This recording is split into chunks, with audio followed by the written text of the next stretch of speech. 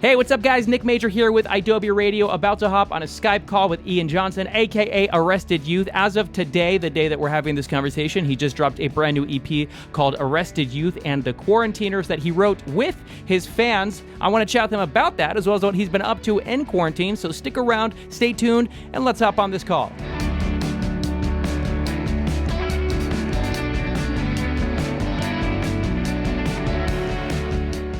Today, it's a big day for you. It's an interesting day for you because you were supposed to be wrapping up a tour. This was supposed to be the last day of the Palais Royale and the Hana tour that you were going to be on, doing a show out here in LA, but things have kind of changed up a little bit, yeah? Yeah, they have. They have. No shows till no one knows when. Mm-hmm. But yeah, we found ways to do other cool things other than tours. So. Yeah, and during this time in quarantine, I've seen a lot of artists who have been doing the music videos while incorporating their fans, which has been cool. You took it to the next level. You today dropped an EP that didn't just come from your own mind and creation, but it involved the fans. It's called Arrested Youth and the Quarantiners. And how did this ambitious idea come to be? Well, it didn't start that ambitious. It started as just a small idea of I was in the studio and I just got on Instagram Live and I asked, some fans if they wanted to write a song together. And it went really well. So we wrote a song, and then, I was bored 2 nights later and we wrote another song, and they just kept going well. So I said, what the hell, we'll do a short album, small EP. And we just wrote songs together for 2 weeks, and then we mixed, mastered it, produced it out, and turned it into an album. Mm-hmm. So how did it go writing together? What exactly was it like? Were you guys like live streaming stuff together? Because that seems like such a... It was all in real time. It was literally me in my studio, like producing out tracks while keeping the feed going on the live comment section. And we just kind of worked through the tracks and came up with a concept, and then everyone just kind of threw out ideas of lyrics and ideas of how the song could come together, and I just kind of funneled it into what I thought could make a cool record, a cool song. I'm guessing that your writing process was nothing like this before. What was that like? I've spent so much time with my writing process that I kind of intuitively knew how I wanted to do it. And I just kind of know when things jump out that I think are right, the right lyric, the right melody, etc., that fit into how I make music. So not to boast, but honestly, it was pretty easy. Like it came together so quickly. I think the first time we did it made so much sense intuitively to kind of just bring out the things that I thought were cool that people had to say lyrically. That's why we kept doing it, because it was so fun and easy to just kind of pull out lyrics out of the comments and say, all right, that's what we're gonna use this idea for verse 1. We're gonna use this idea for a hook. We're gonna go here with the bridge. And there were also a lot of kids, who, the cool thing about alternative music, people who love alternative music seem to really like a lot of music. So a lot of my fans, listen to music all the time. They kind of already intuitively know how to work on a song. They might not have even realized it until we started working. So that was really cool. So talk to me about your fan base, because it seems like you do have a really kind of dedicated and just a really cool, good fan base. And I think that the quality of work you were able to put out alongside them kind of proves that. And you've been doing this stuff for a couple years now. And in that amount of time, you've really built up this great following. How did that come to be? And what's your relationship like with them? Yeah, I mean, I guess it's a really cool fan base. It's just cool kids who are smart and creative and want to do cool things, and they want to be more involved than they want to be more involved than just entertained like a lot of music projects. They want to actually do something and say something, and I think that's awesome. I think that's why I got into music, was to have to be an artist that does a little more than entertain. And so that's just kind of how it's developed. And it's honestly a testament to just the people who have chosen to support it. It's just cool people who are creative. Mm-hmm. I that's kind of why I went with this album. When I thought of the idea, should we just do a whole fan written album? It's never been done. I'm sure other artists have thought of things like it, and I'm sure the first thing is like, well, I don't know how good that's going to be. I don't know if it's going to come out well. And I just knew because of the kind of people that support Arrested Youth, I was like, no, we can make this great because these kids are awesome and they're intelligent and they have something to say. So And it's definitely one of the cooler things that I've seen come out of quarantine. It's kind of one of the blessings, or just one of the fun things that you've been able to take a very strange situation and turn it into something beautiful. To be honest, because you got a whole album out of it, and I know that you also today you're dropping the music video as of this interview. Oh, Captain, Captain, where do we go? The water's rising down below. Jumping Ship is a music video that's from a track off the album, and it's one that you collaborated with the fans with, right, as well? yeah, they essentially produced the whole video. I mean, we brought it. Me and my videographer, took the footage and we edited it and we placed it. But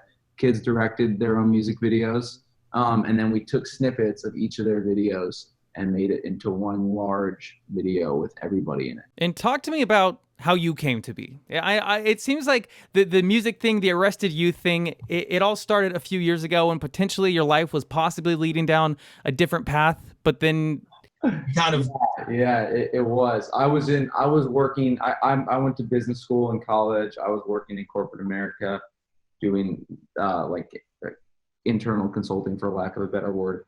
And music's always been a big part of my life, and I knew I had to pursue it and do something with it. And I'm happy I took that route. And it's turned out to be a great thing for you. I got to ask the most generic question in the world. Arrested Youth, what's the name come from? Dude, the name is so randomly picked. Like, I had like 4 demos at the time that essentially that in the long term became that first Fear album.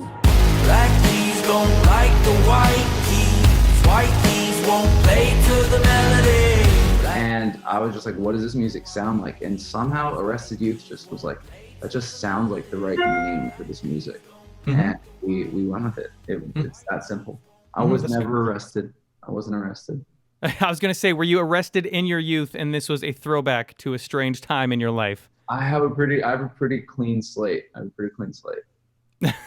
You'll dirty that up in the coming years. Living that rock star lifestyle. That's right. That's the goal.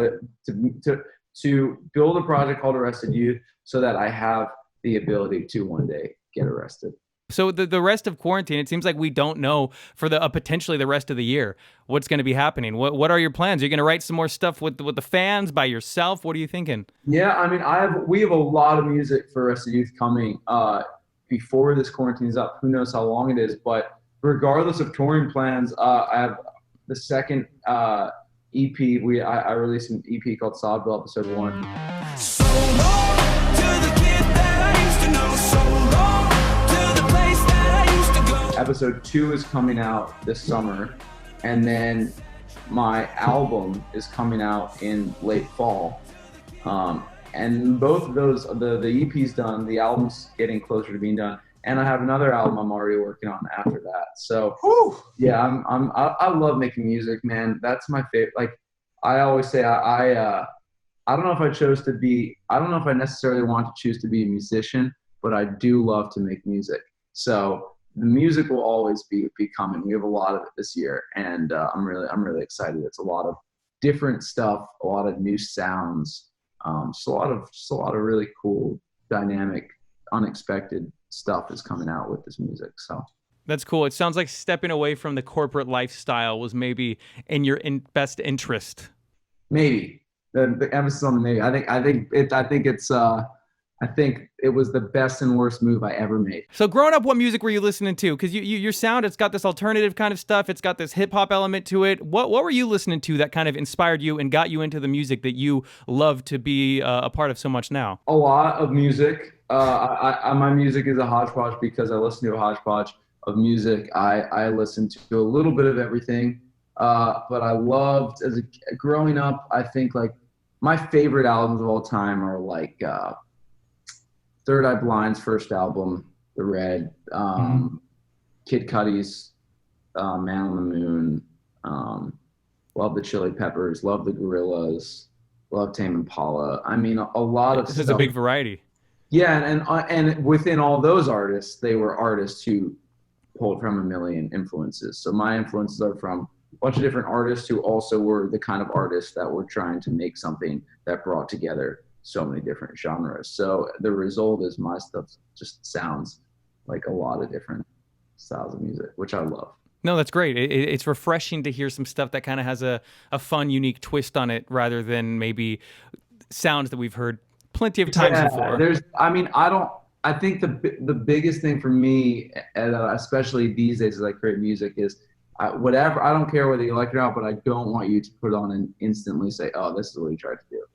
Like that's at least the bare minimum of what I'm trying to stay away from. So I like switching it up, and this EP, this Quarantine EP, is definitely a switch up from the last EP that we put out. So yeah, I like to keep myself on my toes too with what the music sounds like. Now, I'm sure you can't wait to get back on the road. Are you?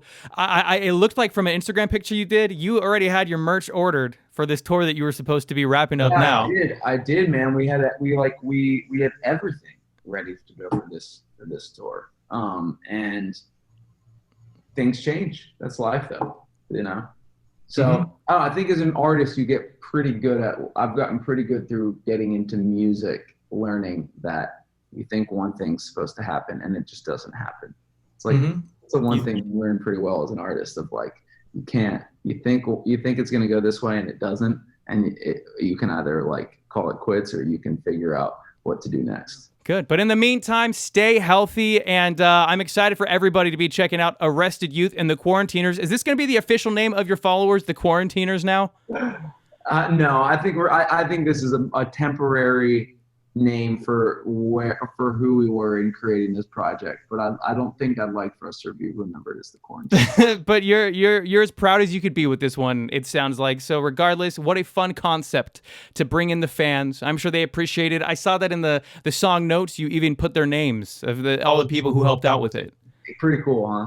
Yeah, that was awesome. So nice work. Glad that you are doing well and keeping incredibly busy, even though you should have been wrapping up a tour right now. But I appreciate you hopping on Zoom. See, just like you have to expect things to change up in the music world. Me too. I thought this was going to be a Skype call. It's a Zoom call. So I got to keep you on your feet too, man. Yeah, that's right. You're making sure that I'm on top of it. I am. We'll see until afterwards. We're like, shit, it didn't record. No. But no, I'm sure that it's all going to be fine. So stay healthy out there, man, and keep putting out the great stuff. Anything else that you want to cover or get out there, or have we covered enough ground?